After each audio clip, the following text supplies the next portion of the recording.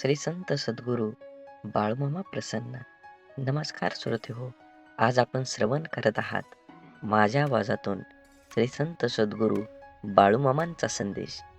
हा संदेश तुमच्या मनामध्ये बाळूमामांबद्दल भाव आणि बाळूमामांच्या शक्तीवर विश्वास असेल तरच हा व्हिडिओ पूर्ण बघा.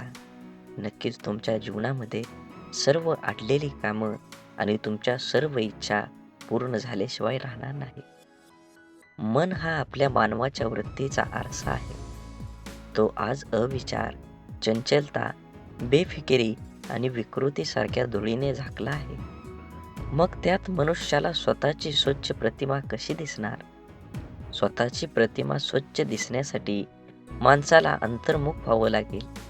खरंच आपण जे वागतोय ते माणुसकीला धरून आहे का, याचा विचार करावा लागेल. बघावे आपणासी आपण, तया नाव आत्मज्ञान. प्रत्येक व्यक्तीपाशी एक विलक्षण अशी सुप्त दिव्य शक्ती सहवास करत असते. त्याला ओळखता आलं पाहिजे. ती शक्ती अध्यात्माने जागृत करता आली तर ज्याला दैव म्हणतात ते सुद्धा अनुकूल होईल.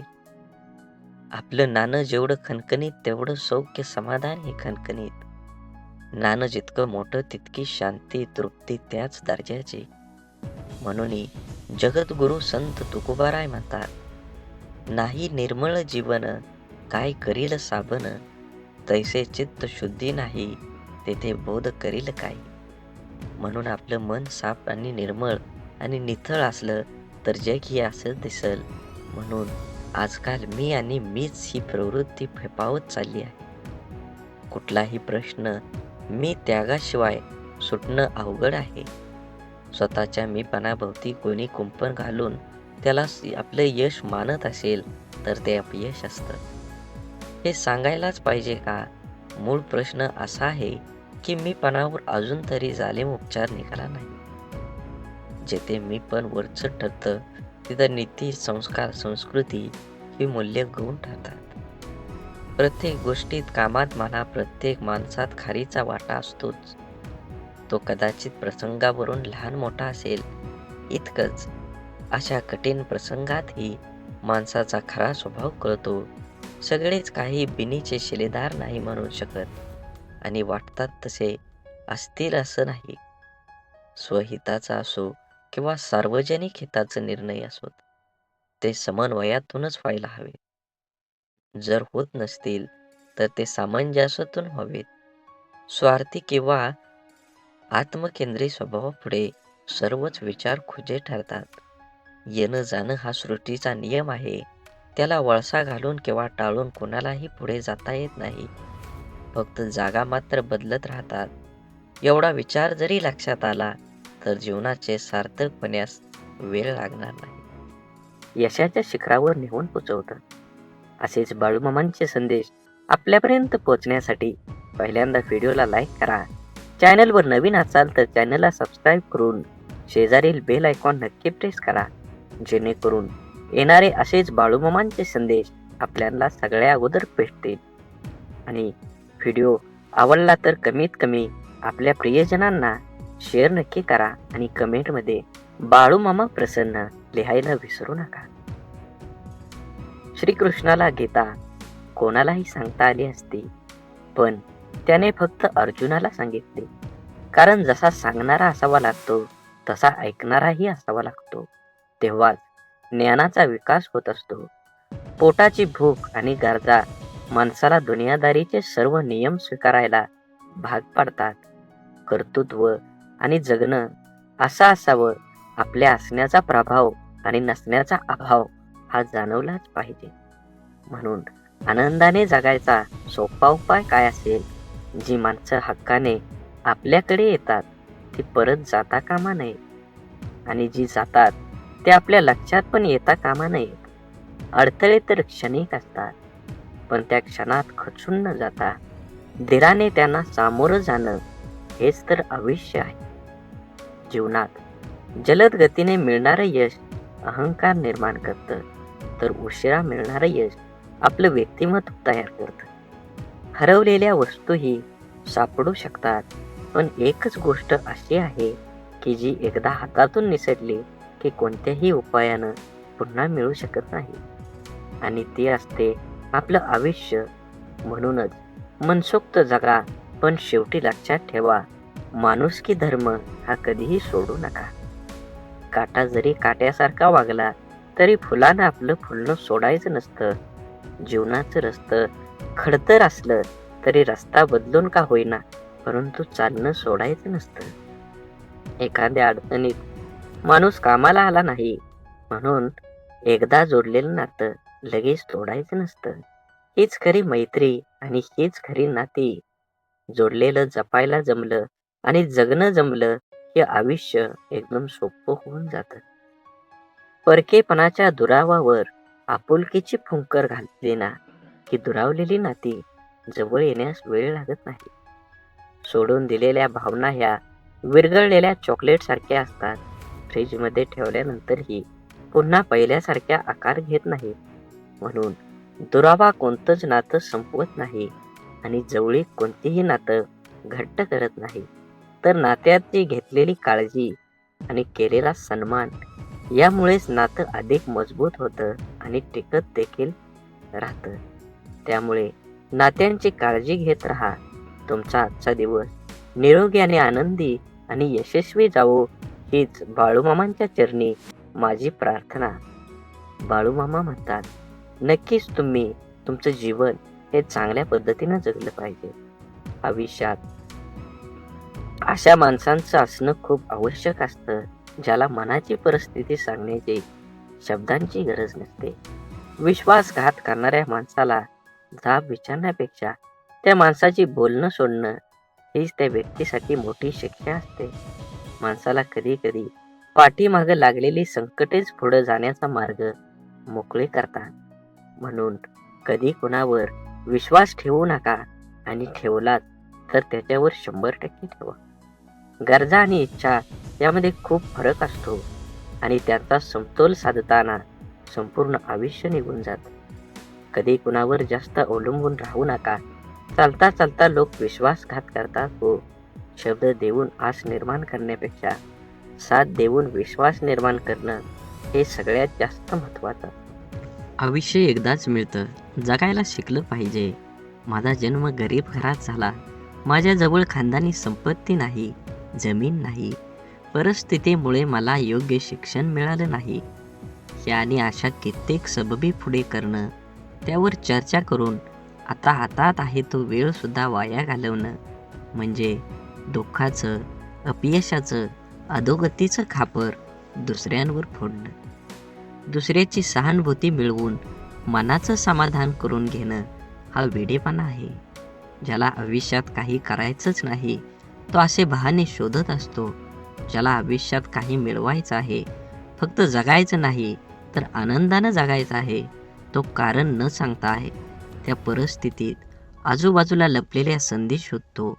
एक माणूस पंखा साफ करण्यासाठी स्टूलवर एक पाय ठेवतो, तेवढ्यात दुसरा पाय ठेवणार, स्टूल तुटतो.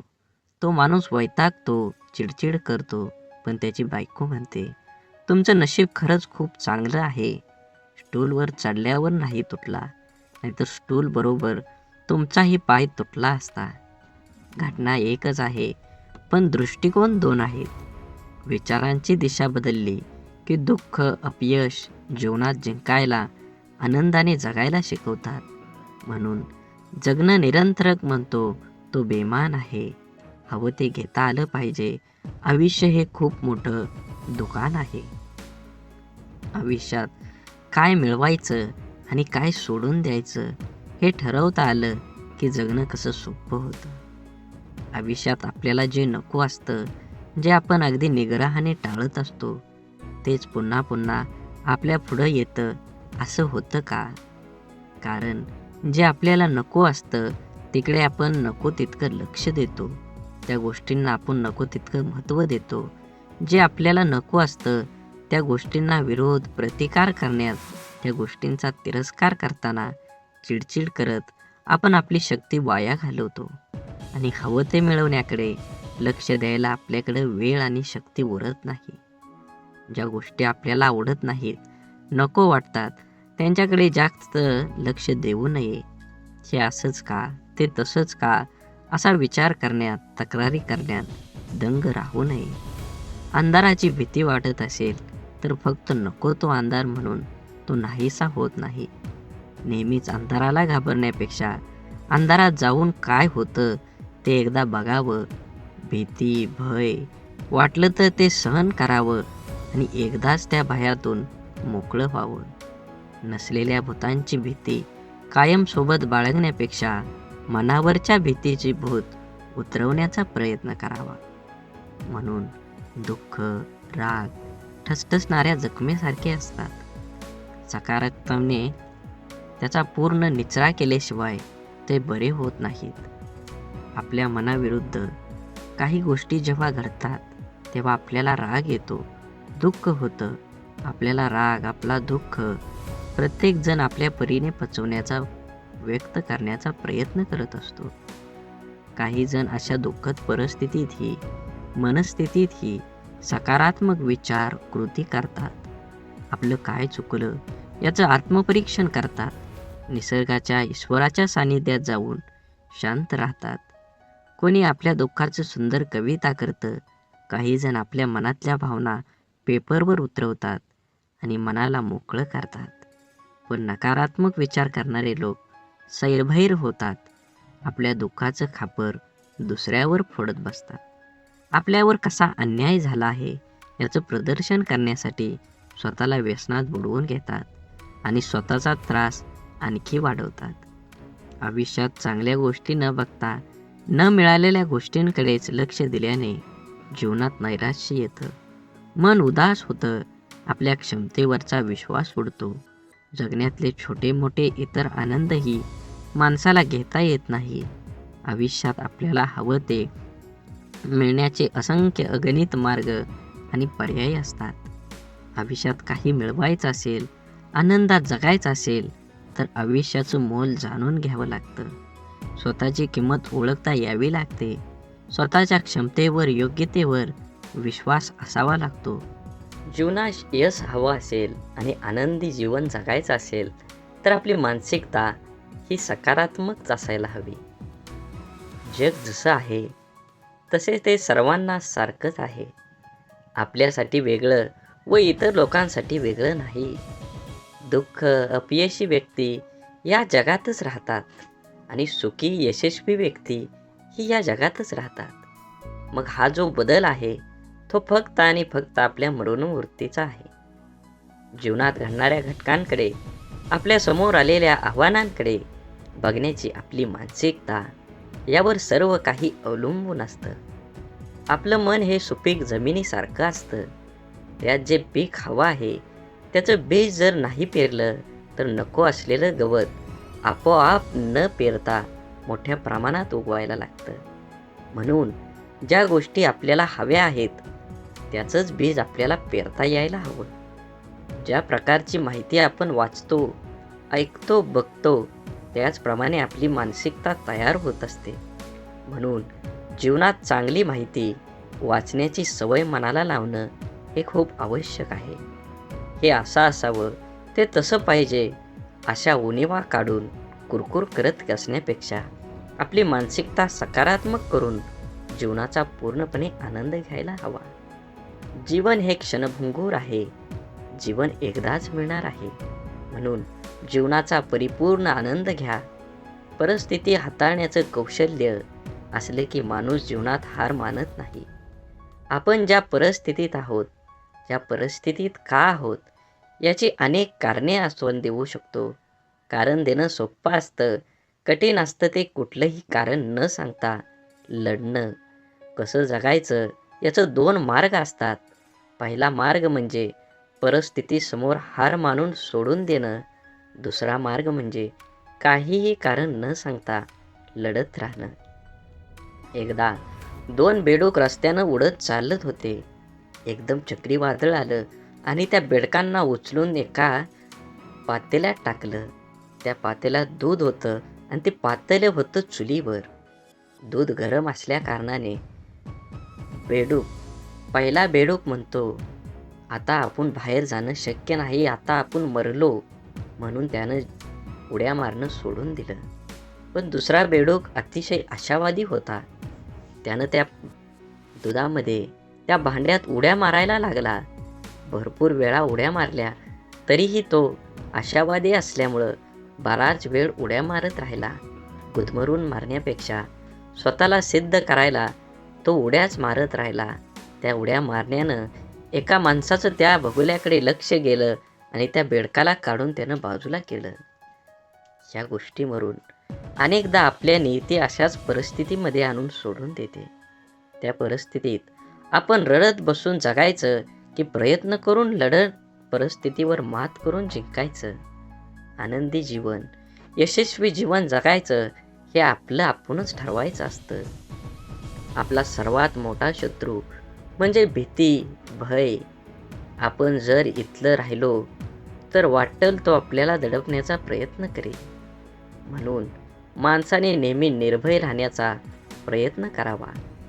ज्या गोष्टीबद्दल आपल्याला मनात भीती निर्माण होते ती गोष्ट करण्यास आपलं हातपाय हिम्मत करत नाही. जी गोष्ट आपण सहज करू शकतो ती सुद्धा आपण संशय भीतीपोटी गमावून बसतो. रिकाम्या भीतीमुळे आपली शारीरिक व मानसिक दोन्ही क्षमता कमी होते. त्यामुळे आपण स्वतःवर दुःखी, कर्तव्यशून्य होतोच, पण त्याचबरोबर आपल्या सहवासातील व्यक्तींनाही नाउमेद करतो. जेव्हा आपण एखादी गोष्ट करण्याबाबत निश्चय दृढ करतो आणि त्यावेळेस आपलं सहकारी बोलतात की मला नाही वाटत तू हे करू शकतो, मोठ्या मोठ्यांना जमलं नाही ते आपल्या सामान्यांना काय जमणार, तेव्हा यांना नाउमेद करणाऱ्या विचारांचा परिणाम आपल्या मनावर होऊ दिला नाही तर यश हे आपलंच असतं. निश्चयाची, निर्भयतेची, आपण करू शकतो या भावनेची शक्ती अफाट असतं. एकदा का मन निर्भय झालं की दुबळे अशक्त शरीरही अफाट कार्य करू शकतं. जिवंत असून पुतळ्याप्रमाणे जगण्यापेक्षा मेल्यानंतरही जिवंत राहिलो पाहिजे असे कर्तृत्व निर्माण करता आलं पाहिजे. जबाबदारी दैनंदिन जीवनातला खूप महत्त्वाचा शब्द. अगदी बालपणापासून जे जीवनाच्या शेवटपर्यंत सोबत असतो ती जबाबदारीच आपल्याला आयुष्यात जगायला शिकवते. जबाबदारीचं ओझं अंगावर पडलं की आपण हळूहळू मोठं व्हायला लागतो. सगळ्या गोष्टींची किंमत आपल्याला समजायला लागते. जेव्हा न कळत अचानक एखादी जबाबदारी आपल्यावर येते तेव्हा तिला सामोरं जाण्याचं सामर्थ्य आपल्यात कुठून येतं हे स्वतःला ही कधी कधी कळत नाही. कौटुंबिक, सामाजिक, भौतिक आणि वैयक्तिक अशा सगळ्या जबाबदाऱ्या आपण कळत न कळत पार पाडत असतो. काही जबाबदाऱ्या आपल्याला माहीत असतात त्यामुळे आपण त्याबद्दल विचार करून ठेवलेला असतो. परंतु जीवनात कधी कधी अचानक अनपेक्षित काही जबाबदाऱ्या आपल्या खांद्यावर येऊन पडतात.